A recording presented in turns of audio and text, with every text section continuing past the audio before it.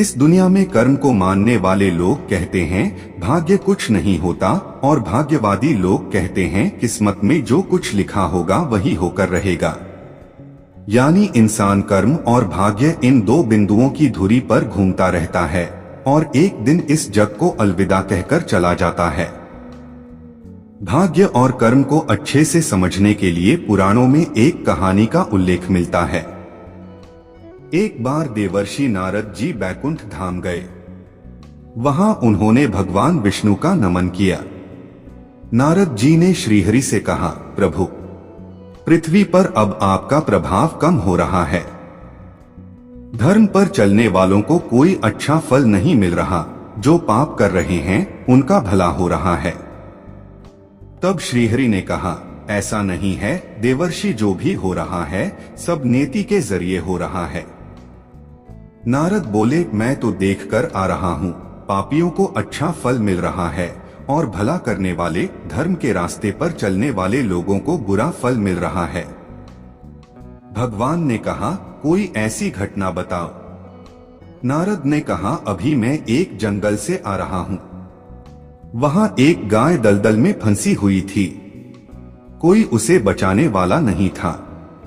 तभी एक चोर उधर से गुजरा।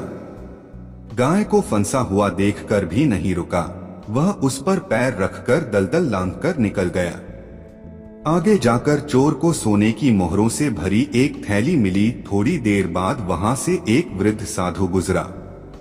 उसने उस गाय को बचाने की पूरी कोशिश की। पूरे शरीर का जोर लगाकर उस गाय को बचा लिया, लेकिन मैंने देखा कि गाय को दलदल से निकालने के बाद वह साधु आगे गया तो एक गड्ढे में गिर गया। प्रभु, बताइए यह कौन सा न्याय है? नारद जी की बात सुन लेने के बाद प्रभु बोले, यह सही ही हुआ। जो चोर गाय पर पैर रखकर भाग गया था, उसकी किस्मत में तो एक खजाना था, लेकिन उसके इस पाप के कारण उसे केवल कुछ मोहरें ही मिली।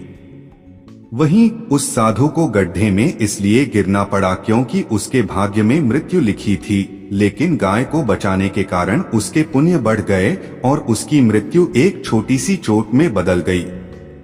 इंसान के कर्म से उसका भाग्य तय होता है। इंसान को कर्म करते रहना चाहिए, क्योंकि कर्म से भाग्य बदला जा सकता है। ये तथ्य तो देवताओं के थे। अब आइए जानते हैं हमारे पुराने गुरुओं और महापुरुषों को उनका इस विषय पर क्या तथ्य है। जैसी करनी वैसी भरनी, यह वाक्य तो आपने सुना ही होगा। अर्थात जैसे आप कर्म करोगे वैसा ही आपको फल भी प्राप्त होगा।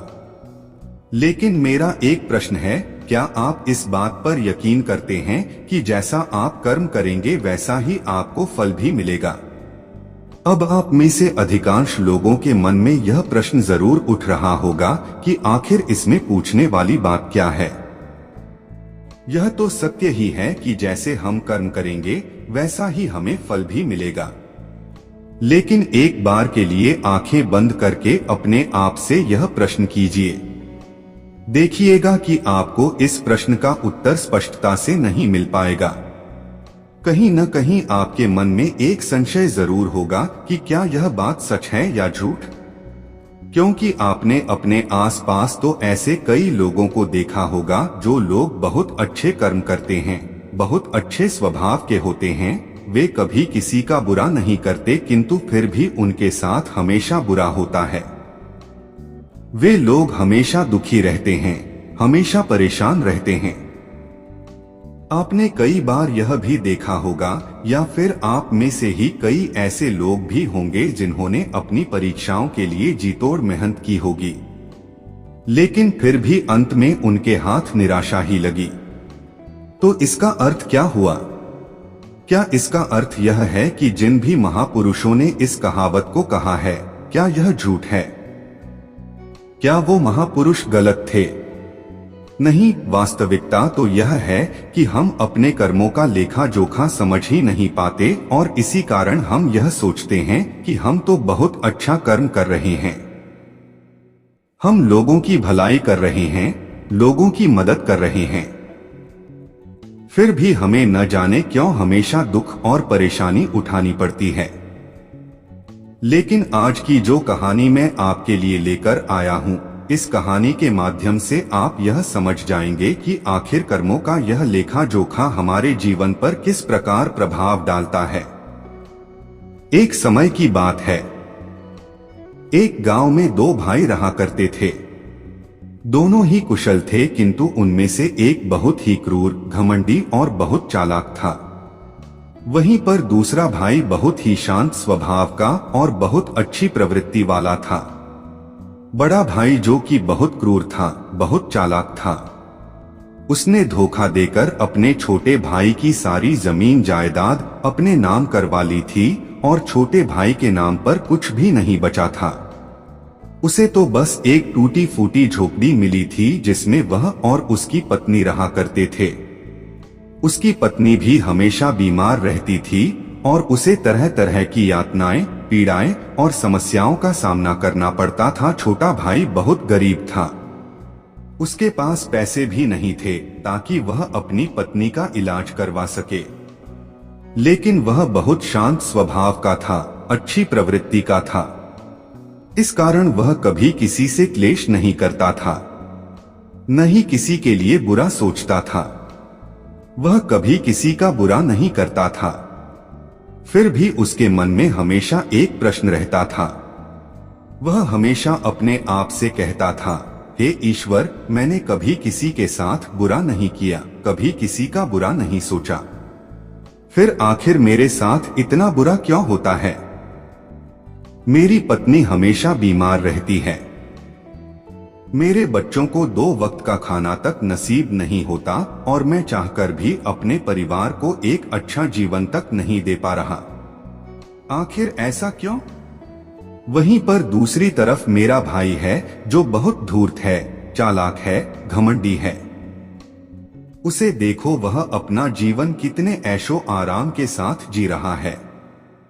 उसके पास ढेर सारा धन है, रहने के लिए अच्छा मकान और खाने के लिए अच्छे अच्छे पकवान हैं।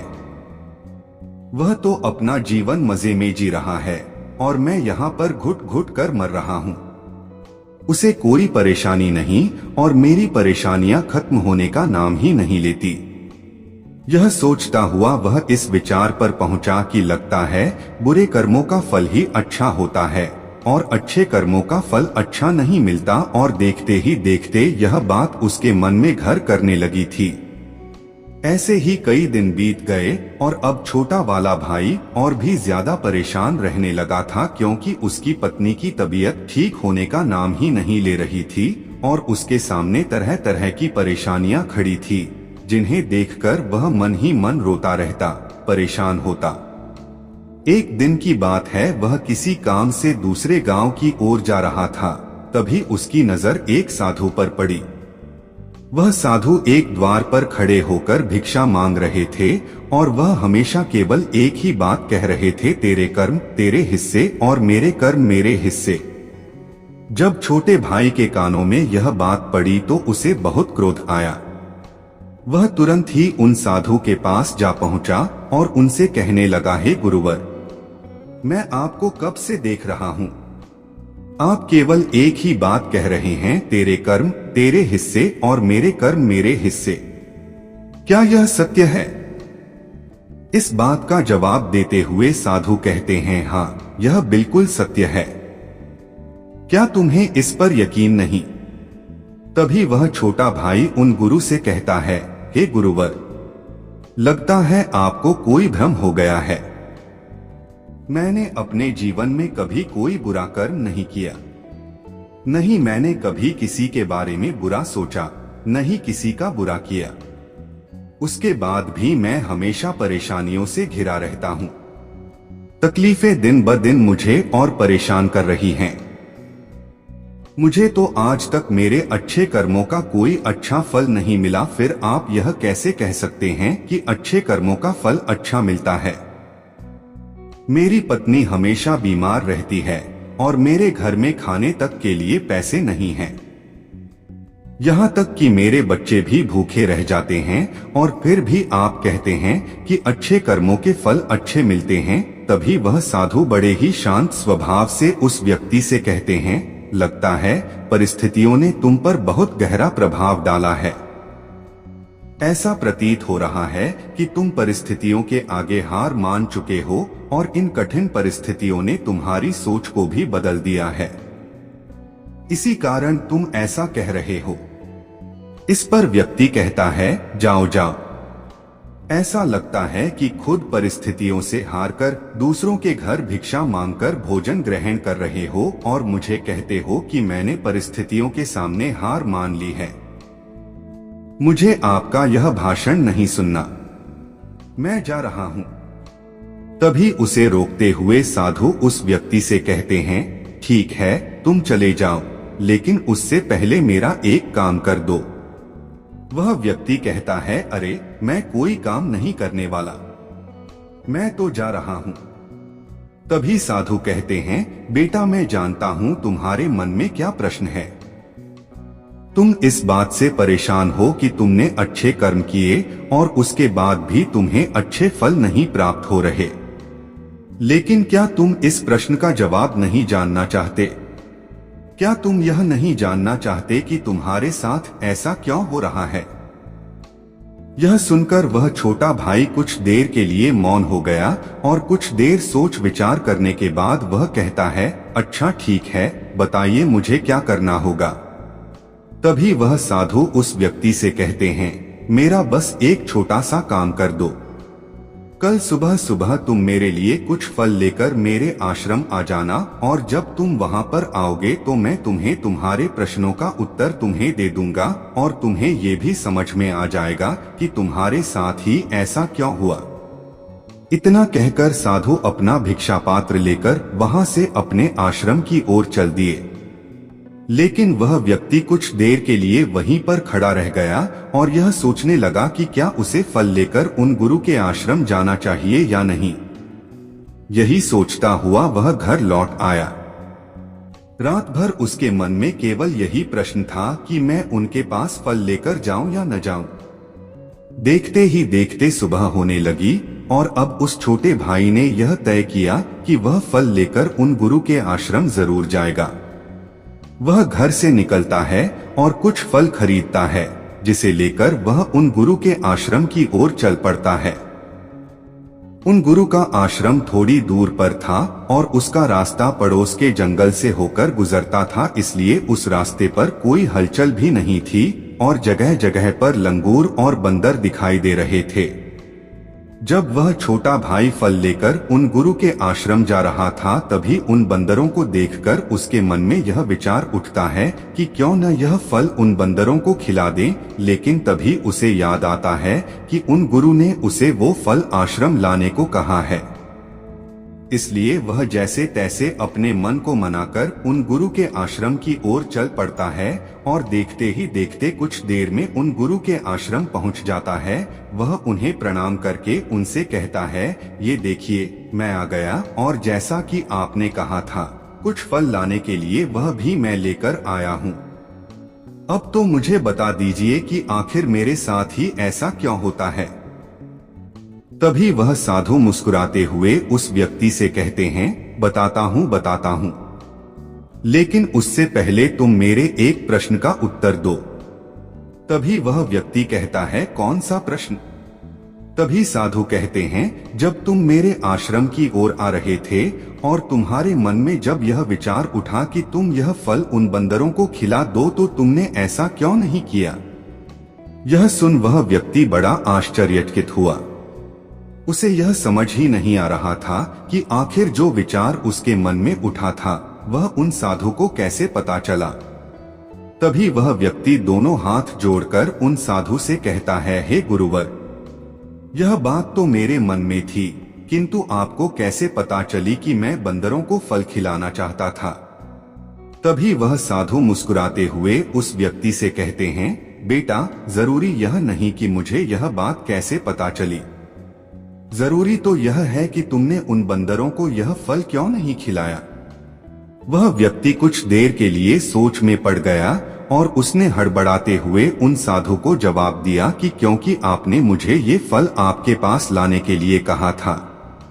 तभी वह साधु उस व्यक्ति से कहते हैं, बेटा जिस तरह से एक बछड़ा हजारों गायों में भी अपनी माँ को ढूंढ ही लेता है, ठीक उसी प्रकार कर्मकर्ता को ढूंढ ही निकालता है।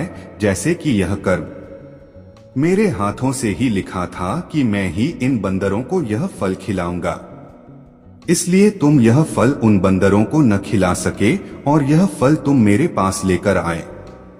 इतना कहकर उन साधु ने फल उन बंदरों को खिलाना शुरू कर दिया। लेकिन वह व्यक्ति अब तक उन साधु की बात का मतलब नहीं समझ पाया था। वह उन साधु से कहता है, हे गुरुवर, आप क्या कहना चाहते हैं? मुझे आपकी बात कुछ समझ नहीं आई। कृपया करके मुझे साफ और स्पष्ट तौर पर समझाएं। तभी वह साधु मुस्कुराने लगे और उस व्यक्ति से कहते हैं, हम मनुष्यों को हमेशा से यही लगता है कि हम ही करता है और हम ही कर्म करते हैं, लेकिन वास्तविकता तो कुछ और है। यहाँ पर समझने वाली बात यह है कि कर्म हमारा चुनाव खुद करता है। हम कर्म का चुनाव नहीं करते। यदि आप किसी काम को करने के योग्य हैं, तो कर्म आपको लाखों लोगों की भीड़ में से भी ढूंढकर निकाल ही लेगा। इसलिए जरूरी यह है कि कर्म करने पर नहीं बल्कि योग्य बनने पर ध्यान दो। यदि तुम्हारा पूरा ध्यान केवल कर्म करने पर होगा, तो तुम कभी भी योग्य नहीं बन पाओगे और कभी भी कर्म तुम्हारा चुनाव ही नहीं करेगा। इस पर व्यक्ति कहता है, हे गुरुवर, योग्य बनने से आपका क्या मतलब है? आपका कहना है कि क्या मैं अपने परिवार का पालन पोषण नहीं कर सकता? तभी साधु उस व्यक्ति से कहते हैं, नहीं नहीं, मेरे कहने का अर्थ यह नहीं है। मैं तो तुमसे यह कहना चाहता हूं, योग्य बनने के लिए जिन कर्मों की आवश्यकता होती है, उसके लिए तुम्हें पहले छोटे छोटे कामों को करना शुरू करना होगा, और जब तुम उन कामों में निपुण हो जाओगे, कुशल हो जाओगे, इतने योग्य बन जाओगे, तो बड़ा कर्म या फिर यूं कहें कि मुख्य कर्म, जिस कर्म के लिए तुम बने हो, वह कर्म तुम्हें ढूंढ ही लेगा और वह कर्म तुम्हारे पास खुद ही चला आएगा। उदाहरण के तौर पर तुम इन बंदरों को ही देख सकते हो। ये बंदर जब छोटे होते हैं, तब से ही ये पेड़ों पर चढ़ना सीखते हैं, गुलाटियां लगाना सीखते हैं, दौड़ना सीखते हैं, छलांग लगाते हैं। शुरू शुरू में इन्हें तकलीफ होती है, ये कभी गिर जाते हैं तो कभी इन्हें चोट भी लगती है, लेकिन धीरे धीरे यह उन कामों में निपुण हो जाते हैं, कुशल हो जाते हैं और उसके बाद इनका भोजन इन तक स्वयं ही पहुंच जाता है। इसलिए अपनी रोजमर्रा की जिंदगी में भी छोटे छोटे कर्म करते रहो, और जब तुम उन कर्मों से अपने आप को उस योग्य बना लोगे, तो बड़ा लक्ष्य तुम तक खुद चला आएगा और तुम किसी भी बड़े लक्ष्य को प्राप्त कर सकोगे। आगे साधु उस व्यक्ति से कहते हैं, और यदि तुम योग्य बनने के लिए कर्म करोगे ही नहीं, तो दूसरे लोगों के कर्म भी तुम पर हावी होने लगेंगे, तुम्हारे जीवन को प्रभावित करने लगेंगे। उदाहरण के लिए तुम्हारी पत्नी को ही ले लो। तुम्हारी पत्नी कई दिनों से बीमार है और उसकी तबीयत ठीक ही नहीं हो रही, और तुम यह सोचते हो कि पता नहीं तुम्हें किन कर्मों की सजा मिल रही है। तुम अपने आप को अभागा समझते हो, असहाय महसूस करते हो, लेकिन वास्तविकता तो कुछ और ही है। तुम्हें यहाँ पर यह समझने की आवश्यकता है कि तुम्हारी पत्नी बीमार अपने कर्मों से है, न कि तुम्हारे कर्मों से। हो सकता है कि तुम्हारी पत्नी ने अतीत में ऐसा कोई कर्म किया हो जिसकी सजा वह आज भुगत रही है, और तुम्हारी पत्नी के कर्मों के कारण ही तुम्हें भी दुख झेलना पड़ रहा है, तकलीफ उठानी पड़ रही है, परेशानियों का सामना करना पड़ रहा है। और यही कारण है कि अधिकांश लोग अपने परिवार के कारण, अपने बच्चों के कारण तरह तरह के दुख झेलते रहते हैं, तरह तरह की परेशानियों का सामना करते हैं। किंतु तुम्हें यहाँ पर यह समझने की आवश्यकता है, यदि तुम इस योग्य होते, तुम्हारे पास इतने पैसे होते, तो तुम अपनी पत्नी का इलाज करवा पाते, और यह भी हो सकता था यदि तुम इस योग्य होते तो तुम्हारा विवाह किसी दूसरी स्त्री के साथ हुआ होता जो स्वस्थ होती, लेकिन तुम उस योग्य थे ही नहीं। और यही कारण है कि तुम अपनी पत्नी के कारण आज दुखों में डूबे हुए हो, किंतु अब तक कुछ भी नहीं बिगड़ा। यदि तुम अब भी योग्य बन जाओ तो दूसरों के कर्म तुम्हें कभी भी प्रभावित नहीं कर पाएंगे। आगे वह सन्यासी उस युवक को चेतावनी देते हुए कहते हैं, मेरी एक बात हमेशा याद रखना, तुम्हें वह नहीं मिलता जो तुम चाहते हो, बल्कि तुम्हें वह मिलता है जिसके तुम योग्य हो।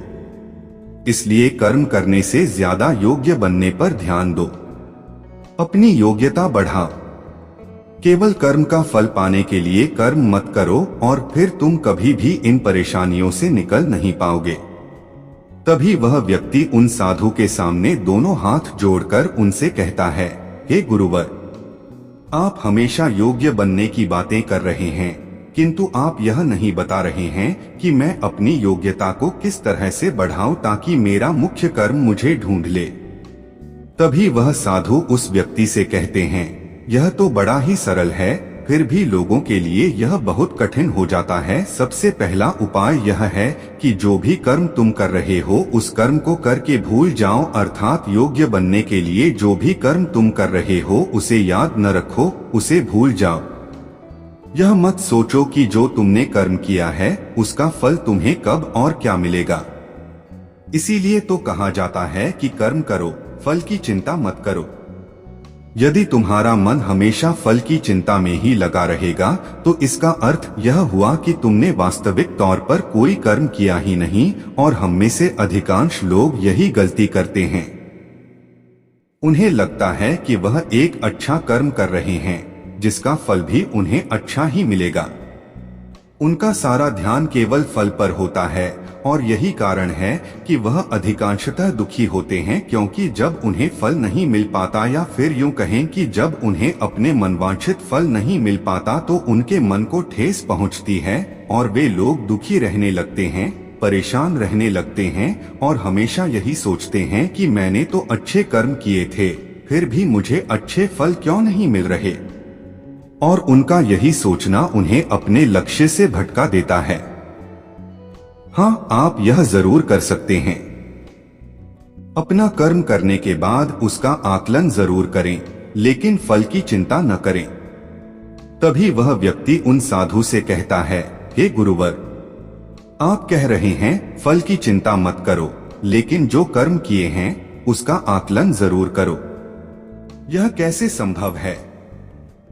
तभी वह साधु बड़े ही शांत स्वभाव से उस व्यक्ति से कहते हैं, बेटा, जब तुम कोई कर्म करते हो तो तुम्हारे मन में हमेशा फल की चिंता होती है, जबकि तुम्हारे मन में फल की चिंता न होकर यह चिंता होनी चाहिए कि जो भी कर्म मैंने किए हैं, क्या उस कर्म में मैंने अपना 100% दिया है या नहीं। जब मैं वह काम कर रहा था तो मेरा ध्यान पूरी तरह से उस काम पर था या नहीं, कहीं मेरा ध्यान भटक तो नहीं रहा था। यदि तुम इन चीजों पर विचार करोगे, यह प्रश्न खुद से करोगे, तभी वास्तविक तौर पर तुम खुद का आकलन कर पाओगे। और जब तुम पूरे ध्यान के साथ किसी कर्म को करोगे तो तुम्हारे ध्यान की शक्ति भी बढ़ेगी और तुम्हारे कर्म करने की योग्यता भी बढ़ेगी। किंतु यदि तुम यह सोचते हो कि तुम्हें तो केवल कर्म करना है और केवल यही सोचकर तुम कर्म करते चले जाओगे, तो तुम्हें कर्म का फल कभी प्राप्त नहीं होगा और न ही तुम कभी योग्य बन पाओगे। इसलिए कर्म करने के बाद आकलन जरूर करो। यह देखो कि जब तुम वह कार्य कर रहे थे तो तुम्हारा ध्यान, तुम्हारा शरीर, तुम्हारा मन पूरी तरह से उस कार्य पर था या नहीं। तभी वह व्यक्ति एक बार फिर उन साधु से प्रश्न करता है और कहता है, हे गुरुवर, आप सही कहते हैं कि जब भी हम कोई कर्म कर रहे हो तो हमारा पूरा ध्यान उस कर्म पर होना चाहिए, लेकिन मैं जब भी कोई कर्म करता हूं तो मेरे मन में तरह तरह के विचार चल रहे होते हैं। मेरा मन विचारों से ग्रसित होता है, वह तरह तरह की बातें सोचने लगता है। तो ऐसे में मैं अपने मन को किस तरह से केवल एक ही कर्म पर टिका सकता हूं? क्या इसका कोई उपाय है? तभी वह साधु मुस्कुराते हुए उस व्यक्ति से कहते हैं, बेटा जब तुम कोई कर्म कर रहे हो और उसमें जब तुम अपना पूरा भाव लगा देते हो, अर्थात कर्म करते समय अपना पूरा भाव डाल देते हो, तो तुम्हारा मन, शरीर और तुम्हारे भाव उसी कर्म पर केंद्रित हो जाते हैं और तुम पूरी निष्ठा, प्रेम और सद्भाव के साथ उस कर्म को कर पाते हो, अर्थात अपना 100% दे पाते हो। और वहीं पर जब तुम केवल कर्म करने की सोच से ही कर्म करते हो तो तुम उसमें अपना भाव नहीं लगा पाते और न ही तुम उसमें अपनी पूरी निष्ठा लगा पाते हो। इसी कारण वह कर्म कर्म नहीं रह जाता और न ही उसका कोई फल तुम्हें प्राप्त होता है। आगे वह साधु उस व्यक्ति से कहते हैं, यदि कोई भी मनुष्य इन बातों को सही तरीके से अपने जीवन में उतारे, इन बातों को ध्यान रखकर कर्म करें, तो वह अपने आप को योग्य बना सकता है और एक बार जब वह योग्य बन जाता है तो कर्म उसे कहीं से भी खोजकर निकाल लेगा और वह जीवन में किसी भी सफलता को प्राप्त कर पाएगा। इतना कहकर वह साधु शांत हो गए और वह छोटा भाई भी अब यह समझ चुका था कि उसके अच्छे कर्मों का फल उसे अच्छा क्यों नहीं मिल रहा था। उसने उन गुरु को प्रणाम किया और वापस घर की ओर लौट गया। तो दोस्तों, मुझे उम्मीद है कि आपको इस वीडियो से काफी कुछ सीखने को मिला होगा। अगर वीडियो अच्छी लगी हो तो अपने दोस्तों के साथ शेयर करें। ऐसी ही और भी वीडियो देखने के लिए हमारे चैनल को लाइक और सब्सक्राइब करें और हाँ, बेल आइकन को ऑल पर प्रेस करना ना भूलें, ताकि जब भी हमारे चैनल पे कोई नया वीडियो अपलोड हो तो उसका नोटिफिकेशन आपको मिले सबसे पहले। तो वीडियो में अंत तक बने रहने के लिए आपका धन्यवाद।